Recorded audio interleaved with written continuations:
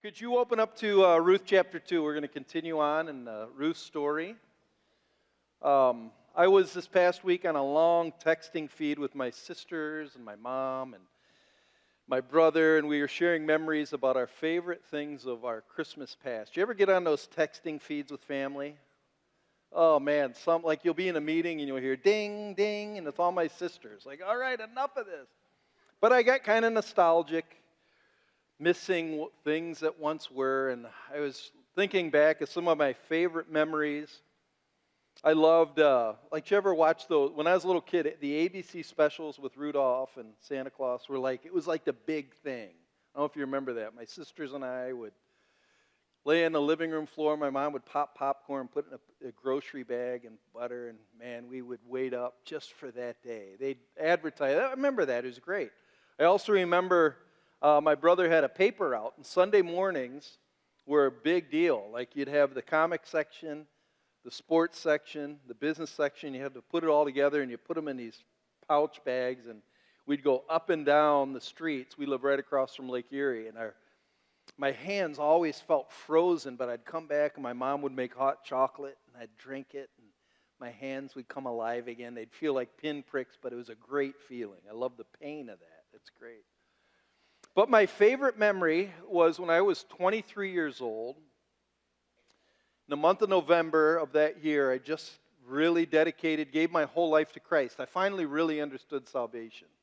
And the Christmas that year was like no other Christmas. The stories, I just was drinking in everything I could, just about the details of the story, how the prophet Isaiah and Isaiah 9, Isaiah 11, how Malachi talked about Bethlehem, and just to realize that the stories that we share aren't just fairy tales.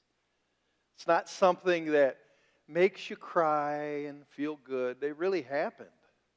And all of these stories in the Old Testament are given to us, and they're very specific and incredibly detailed because they're called foreshadowing of the one who fulfills everything, which is, of course, Jesus. And we decided to go through this book of Ruth. We're going to the Old Testament book of Ruth because Ruth, believe it or not, is a detailed account of who Jesus is. Even though it's a little romance story about this Moabite named Ruth and this rich landowner named Boaz, it's truly a foreshadowing about the true Redeemer, kinsman Redeemer, who redeemed us. And hopefully, after we go through this and somebody asks you in 20 years, what was one of your favorite Christmases? And you'll say, oh, I remember we went through that series on Ruth. It has stuck with me to this day. And that's my hope for you. So if you can, open up to Ruth chapter 2. We are going to continue on. And this week's title of this chapter I'm calling Amber Waves of Grain. And there's a reason for this. Last week we said chapter 1, we titled There's Famine in the Land. There was a lot of want. There was a lot of hunger. And it ended in chapter 1 by saying, and the barley harvest was beginning. So with chapter 2, instead of famine, we have bounty. We have fields that are full of grain. And to somebody living during that day and age, that was the greatest hope that we're going to survive the whole next year. Instead of darkness, instead of worry and concern and anxiety, we have hope. Yellow, blue skies, amber fields. And it should be a feeling of joy, of God's promises being fulfilled. If you remember last week, we said the story is very simple. It's this lady named Naomi who's really the one that we're focusing on. She lost her husband. She lost 2 of her sons who died. And she headed back to her homeland, which is Bethlehem, with her daughter-in-law, Ruth. And they were desperate. And so we pick up here in chapter 2, and look how chapter 2 begins. Begins with what the subject is going to be. Verse 1 is from the narrator's point of view. The narrator says, now Naomi. It's almost like he's whispering to us, giving us inside information before the action kicks off. Now Naomi had a relative on her husband's side from the clan of Elimelech. He's a man, and his name is Boaz. So there's this man named Boaz. And so it's sort of like foreshadowing the rest of the story, but they want you to be aware that this guy named Boaz, this is the guy. This is the man. This is the answer to Naomi and Ruth's problems. And when he shows up, things are going to go down. You know what I mean? Like, this is the guy. So, you could even say it like this: God's solution to two ladies' problems, and you might not like it, but their solution is found in a man. That's right. I know we're not allowed to say that this day and age. This is 2022. How dare you? Well, let's look at what it says about him. He's a relative on her husband's side. So her husband, who's Elimelech, whose heritage Jewish blessing went through, is dead. And she is saying, wait a minute, there's this guy related to my husband who's from the same clan. He can become a redeemer. We'll talk about that in a second. But it says he's a relative. In the Hebrew, that word is often translated a friend, someone who cares. But he's not just a friend who can do something. He's a friend who's also related, so he is the authority to do something. They're family. It says also that he's a man of standing. Other versions say he's a wealthy man. One version said he's a noble man. The Hebrew term for this also says he's like a war hero. So this guy not only is a friend who's the ability to help, but this guy's got resources. He's a rich dude, a war hero, a nobleman. You could say this guy is a powerful man. In fact, his name means in the strength of Yahweh. This is a man's man. And again, you might be thinking, so you're telling me the answer to the lady's problems is a man. That's very chauvinistic. You know, that's very barbaric, especially living in the fourth wave of feminism, which we're living in. Women now have the ability to do everything that men can do, if not better. They don't need a man to save them. Least of all, a husband to give them significance. Well, I'm going to say something controversial for our day and age. And I believe this with everything in me. I think every single one of us in here, every single one of us has been made to be, we want to be rescued by a man. We want a hero. Every one of us wants a hero. Why else do you think Marvel and DC is so interesting to people? Because we want to be rescued. And we want a man who is so much more powerful and able than we are to come in and rescue us. And I believe that's even true for women. And I know there's a group of women in our world that hate men. I understand that. But you know why I think they hate men? Because I think they've been let down so much by men. Either having a mean father, silly brothers, deadbeat husbands. And then you have a media that daily downs men. Take The View, for instance. You get enough of that, you are, man, there is no hope that a man is going to come and rescue me. So it's a waste of time. And I believe hatred comes from longings that are unfulfilled. When you want something to happen and it never happens, when you want a dad to show up and he never shows up, you want a husband that's kind and caring and he's just mean, that longing turns to bitterness, which turns to hatred. But I think God has planted a desire in all of us because there is a person. There is a man who has come, and his name's Emmanuel. He came as a baby, but he grew up. And did you know this baby is alive right now? I think what happens to us in Christmas is we go back and we think it's so cute. We imagine, a little baby sucking on its thumb and the mom rocking the baby. That baby today is watching you right now, sitting at the right hand of the Father. He's alive. And he not only is related to you, he's your brother, he's strong. Like really strong. And he owns everything. And I think what we have to do to really understand the Christmas story is to realize it's not just back there we're going to see this man again, the one that our hearts are longing for. That's what adoration is all about.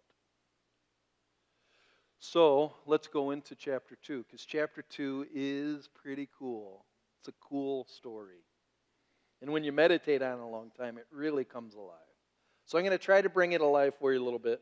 Might give you a little bit of the Chris Weeks standard version, kind of. But the first part of the story I'm going to call coincidence. It's just a coincidence. And we find it in verse 2 through 4. So it begins in verse 2. So the narrator's done, and it goes back to action. And Ruth the Moabitess, and you'll notice every time it brings Moabitess in there, the writer wants you to realize this lady is not part of originally Israel's covenant people, but she married into it through Ruth, but there's still a stigma. She's still probably mistreated by those people in Bethlehem.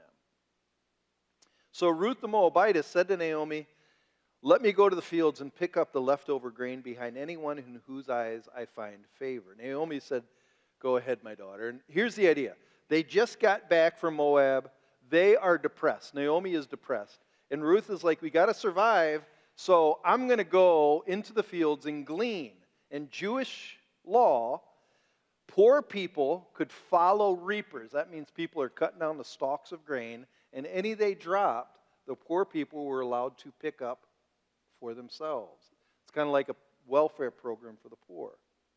And so Ruth says, I am going to follow Jewish law. And Ruth, Naomi, we need to eat, so I'm going to start gleaning. And Naomi's had it. She's like, go ahead, just go ahead.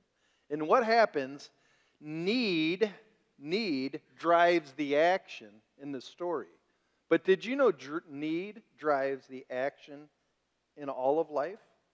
I think God puts need in your life so you'll get up off your butt and pray and do something. I'll say it like this. To get people to act and to move history forward, for God's plan to be moved forward, God will often allow there to be lack.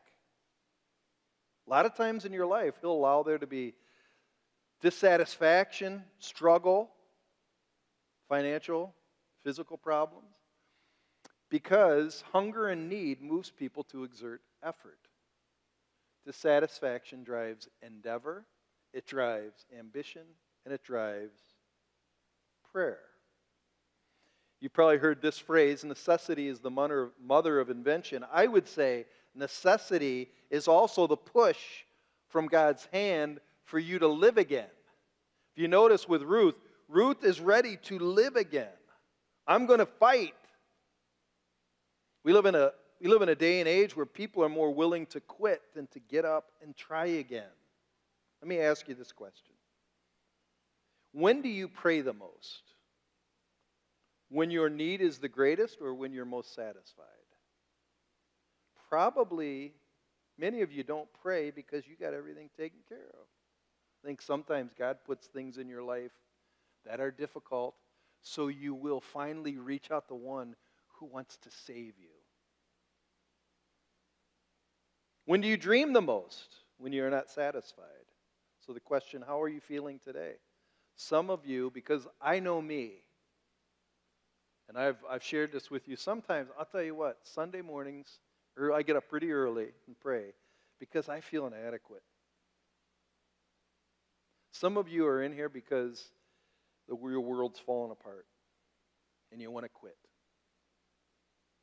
And I'm just telling you, God puts that lack in there so you will reach out for Him. So watch what happens when Ruth begins obeying the law and following the law. It's where it gets really interesting. So it says here, Naomi said to her, "Go ahead, my daughter." So she went out and she began to glean in the fields behind the harvesters. So she goes out behind the harvesters. First field she finds, she goes there to pick up the grain. And then this phrase is really interesting. It says, as it turned out. Just coincidentally. Just so happens, she found herself working in the field belonging to, remember that guy we talked about earlier? Boaz. So you could say this. in God's economy, that's the way that God has set up the world, coincidence is providence. Little events in your life aren't just happenstance. God's behind the scenes, moving you to accomplish what he wants done.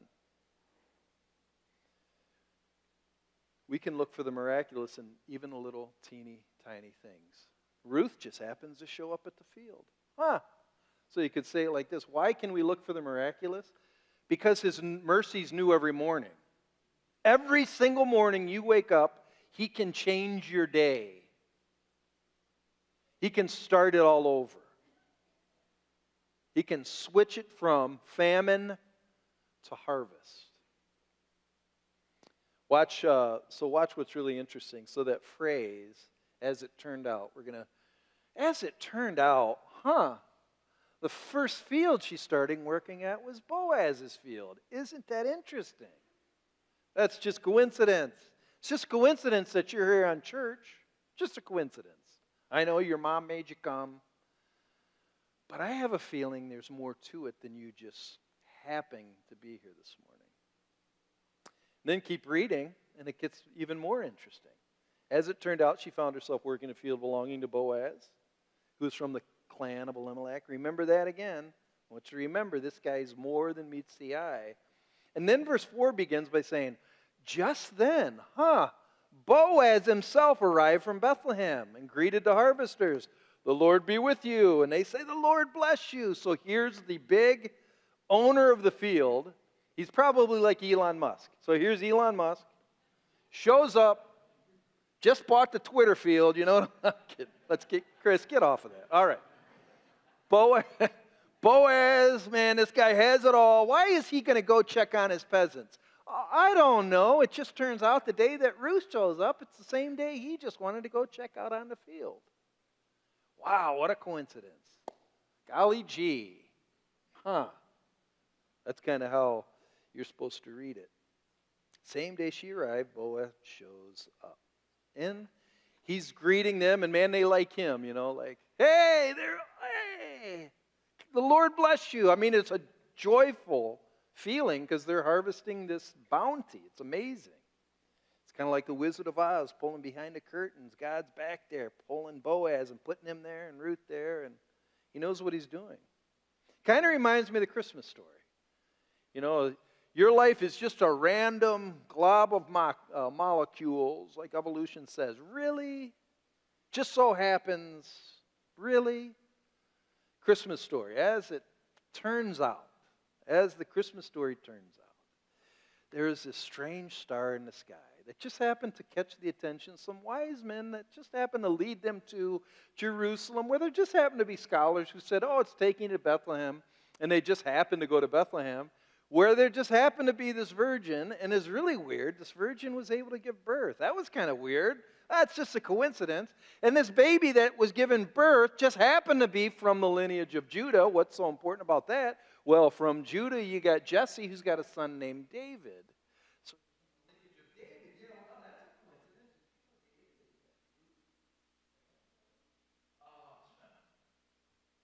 How lucky can that be? How lucky is it that you are where you are? Did you know Psalm 139 says, all the days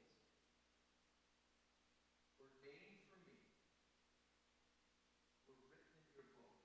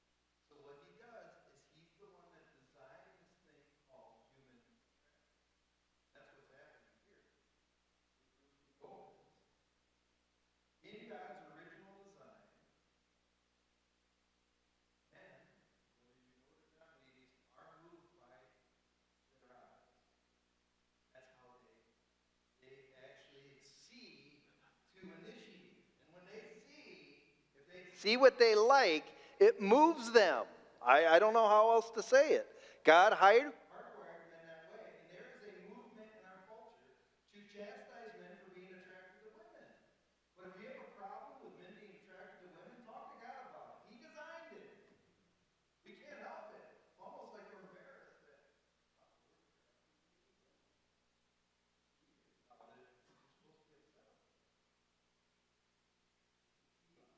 romantic attraction is meant to burn like a hot fire. That's from Song of Solomon. I dare you to read that book. I shouldn't let you read that book. I'm a pastor. But it's in the Bible, Chris. I know, but it's hot. Like it will burn you. It talks about sex in there. Don't say that word up here. All right. It's bad. I know it's bad. But God designed it. It's his fault. I know. It's crazy. It's his invention and his way to continue on a godly legacy upon the earth. He says in Genesis, the very first book of the Bible, be fruitful and multiply, because he wants godly inheritance. If it wasn't, here's my, I believe this, if it wasn't for attraction, there are not many men I know who would ever get married. Do you know what I'm saying? If men just won't willingly give their money away to be used the rest of their life, you know? But it's attraction. It's attraction. Attraction will make you do the craziest things. Watch what happened to Boaz, starting in verse 6. Verse 6, the foreman replied, she's the Moabitess who came back from Moab with Naomi. She said, please, let me glean and gather among the sheaves behind the harvesters. She went into the field and has worked steadily from morning till now, except for a short rest. So she is a worker, and she is respectful. She obeyed the Jewish law. And so here's Boaz, who saw her in verse 5 and verse 8. Ah, Ruth, my daughter, listen to me. Don't go and glean in another field, and don't go away from here. Stay here with my servant girls. You know, this was risque for him because she's a Moabitess. He's talking to her directly, and he's basically saying, you come under my protection. I'll take care of you. I gotcha. Attraction does that for men. What do you need? I'll get it for you. You want that dress? You got it. I mean, it's weird how you can just give your money out because you're attracted. It's really weird, Jack. I don't know how to explain it to you. But we're not allowed to. I wish girls knew how much power they had. You know what I'm saying? I think they do, but they won't tell us. They won't tell us. So verse 9, watch the field where the men are harvesting and follow along after the girls. I have told the other men not to touch you. I wouldn't touch her either if Boaz was saying that. And whenever you are thirsty, go get a drink from the water jars the men have filled. Now that's risque. I don't know if you know, but you don't just let somebody go to where the guys are to drink their water. He's doing that. He is attracted. I think a godly romance in God's original design is combustible, and it's powerful, and it takes two. It takes a female. I don't know why I have to explain this anymore, but I do. It takes a female, and it takes a male. That's how it works. It takes a female and a male, because Jesus said, a man will leave his father and mother and be united to his wife, and the two will be one flesh. Like, that is something, that oneness. It's almost like it's a new entity when those two become one.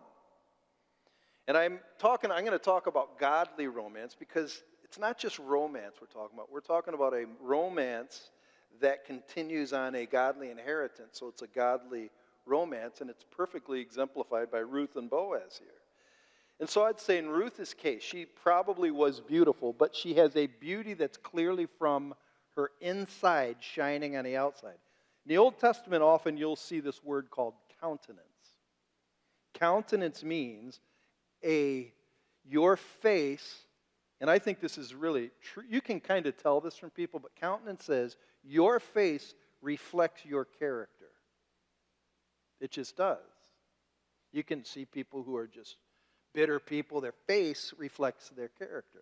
I think in Ruth's case, she reflected a godly character. I mean, clearly, from this narrative, we see that Ruth put other people's needs before her own. She was actually out in those fields to take care of Naomi. Where you go, Naomi, I'm going to go, and I'm never going to leave your side. She was other-centered. not just self-centered. She was courageous. A Moabitess going into a Jewish field, that takes courage. She's a hard worker, and she's very humble and gracious. Look at verse 10. She bows to Boaz after he tells her she can, serve in his fields and have water. She bowed down with her face to the ground, and she exclaimed, "Why have I found such favor in your eyes that you notice me, a foreigner?" She's humble. She's humble. And attracted Boaz's attention. Look at what he says in verse 11 and 12. Boaz replied, "I've been told all about what you've done for your mother-in-law since the death of your husband." She's very other-centered. "How you left your father and mother and your homeland and came to live with a people you did not know before. May the Lord repay you for what you've done. May you be richly rewarded by the Lord, the God of Israel, under whose wings you have come to take refuge." Proverbs says, "Charm is deceptive, and beauty is fleeting, but a woman who fears the Lord is to be praised." And Ruth was this kind of woman. You could also say it like this. Ruth's character attracted a man of character. That's always true. A woman of character, if she wants a man of character, she needs to have character.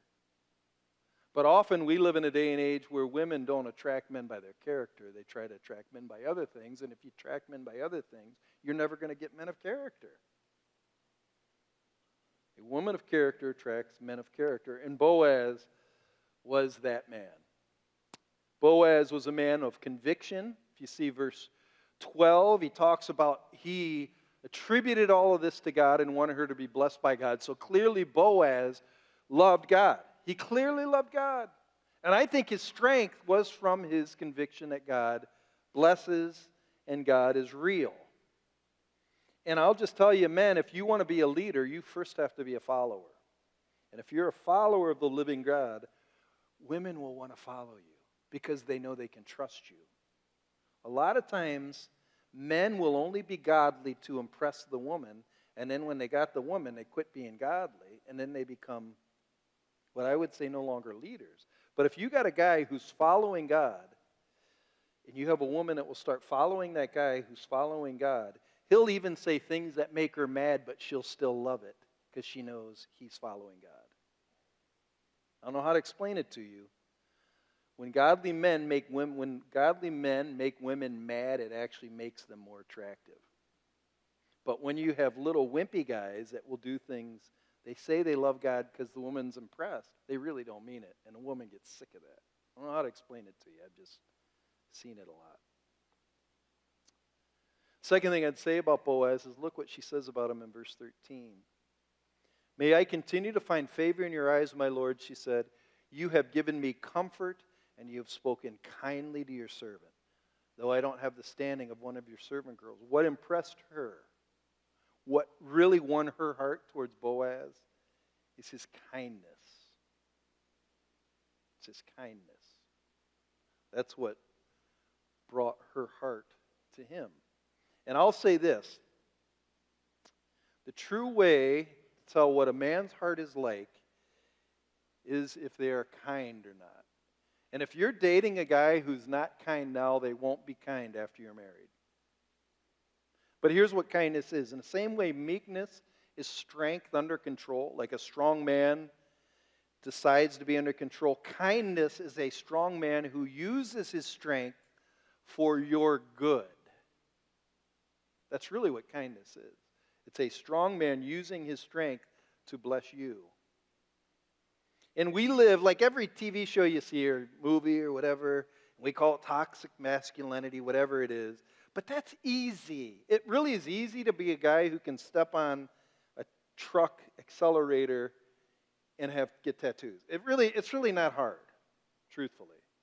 Do you know it's not hard to put on, lift weights and put on a tight black t-shirt and think you're something and swear? That's not hard either.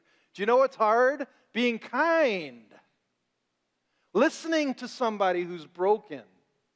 Looking at a woman and knowing what her need is and then serving that need. Do you know that's a man? It's not hard to be a tough guy. It's hard to be a kind guy. And I'll tell you, what draws a woman to a man is not his looks, but it's his heart. So when these two types of people are drawn together, there's combustion, and it's hot, like really hot, explosive heat. And that's the way that God wired it. Did you know God does this sexual stuff? It's his design. It's funny, it's like we get nervous about that, but he wants it to be hot. He wants it to be passionate. But sadly, I'll say this kind of godly romance has become a lost art. It's become a lost art. I think because they don't see in Boaz a character to exemplify, and in Ruth, women don't be like Ruth. So for the men these days find it easier to hide in their basements and focus on screens than risk being rejected. It's interesting, I was listening to Jordan Peterson. As a group of men that follow him, and he gave them this challenge. He wanted these men for 1 month to ask out 50 girls. And the reason why is, he said, because the hardest thing for men is this risk of rejection, this risk of being not wanted. And he said, the more you face that and the more you get rejected, the easier it is. Just go out there and try it. I remember when I was in sales, I had to go in downtown Chicago, and I had to go from office to office and do cold called sales for office products. And my boss said, you have to at least go to 100 people, because if you can get 2% of them, you'll make your budget every month. So that means I'm going to be rejected by 98 people? Yep. Thank God for that. I don't think I would introduce myself to my wife if I first wasn't rejected. She scared me half to death. The story is, first time I saw her in the library, I said, hi, Michelle. My name is Chris. I'm a really shy guy.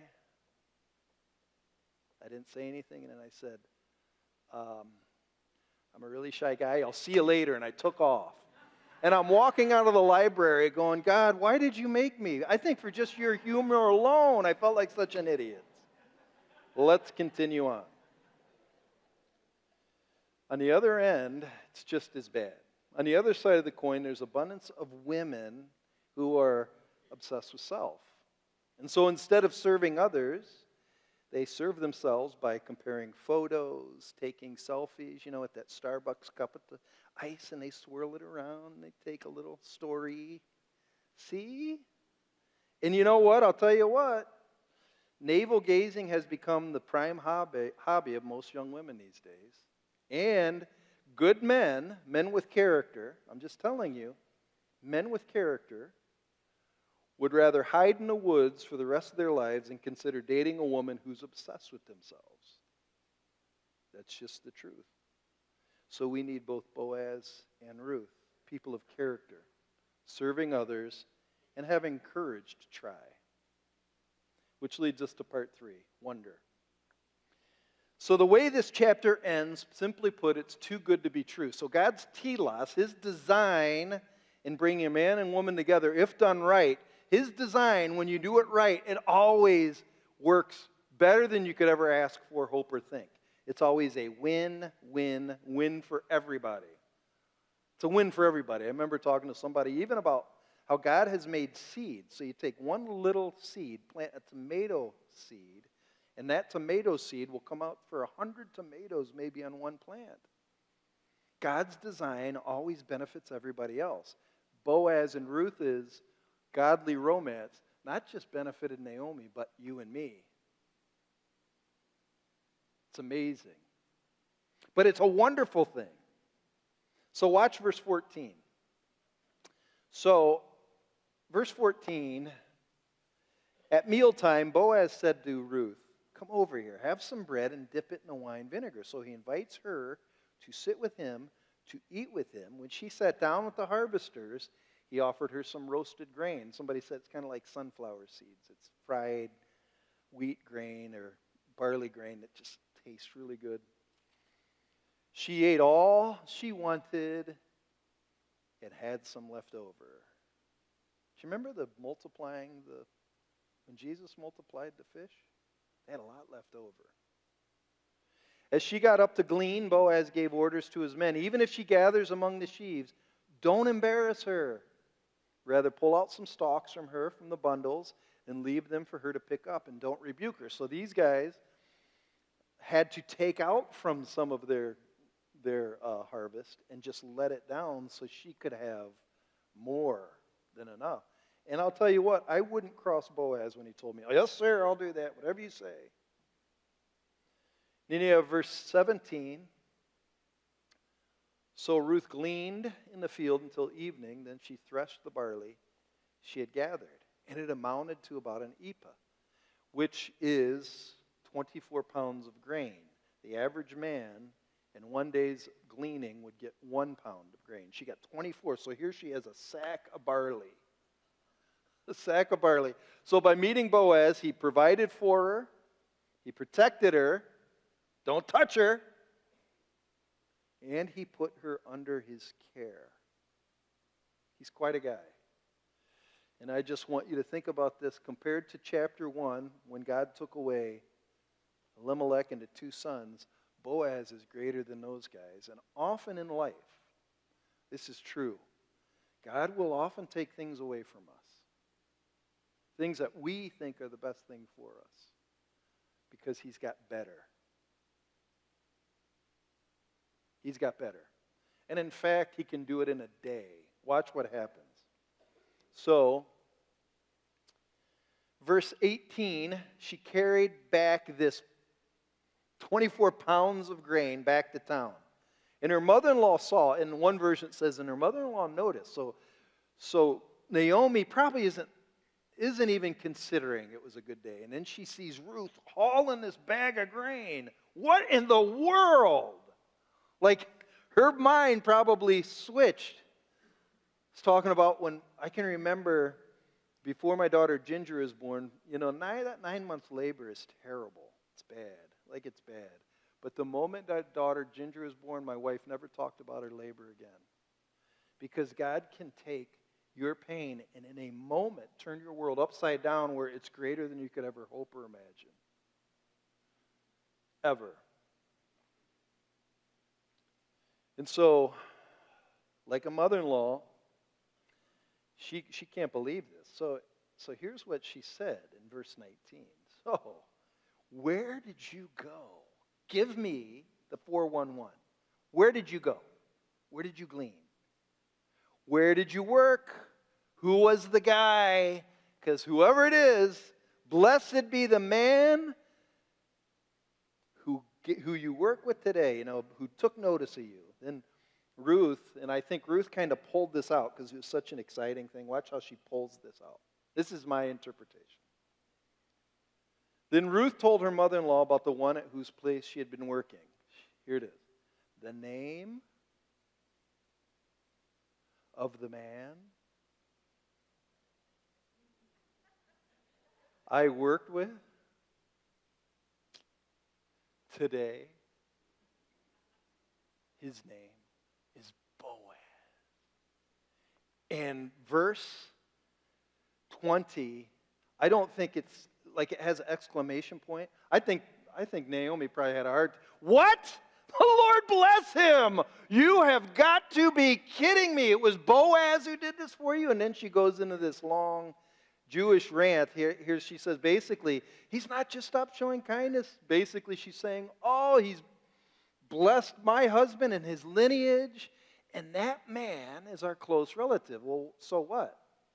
Ruth's probably saying, so what? That means he can be a kinsman redeemer. This is a huge term for a Jewish person. The reason why Leviticus 25 says a kinsman redeemer is a person from your tribe who can, if you go into debt, buy all off your debt and purchase back all your land. So if you gave it to somebody to pay off debt, it's under their care, but a kinsman redeemer can buy it back for you. Also, a kinsman redeemer, if you sell yourself into slavery, in the Old Testament, if I owed debt, I would give myself to somebody as a slave. It's indentured servanthood. A kinsman redeemer, somebody who is related to you, can redeem you back and set you free from that. So Naomi's saying, wait a minute, this Boaz, he can not only buy our land back, This Boaz, Ruth, do you realize you are Elimelech's daughter-in-law? He can marry you. But what really she's saying is grandbabies. I can have grandbabies. That's what this is all about. I can continue on my husband's legacy through children. Boaz is the Redeemer. And that's why she then goes in verse 21, and Ruth said to the Moabitess, so then Ruth the Moabitess said, he even said to me, stay with my workers. He even told me to stay close. So Naomi's like, okay, all right. Here's what you got to do. It'll be good for you, my daughter, to go with his girls. Stay in his company of people. Because someone else's field, you might be harmed. She's basically saying, stay close to this guy. Capture his eye. Don't leave him. And if you leave him, you might be harassed by other people. So stay close to him. In other words, get him. Because I want grandbabies. That's what she's saying. It's really what she's saying.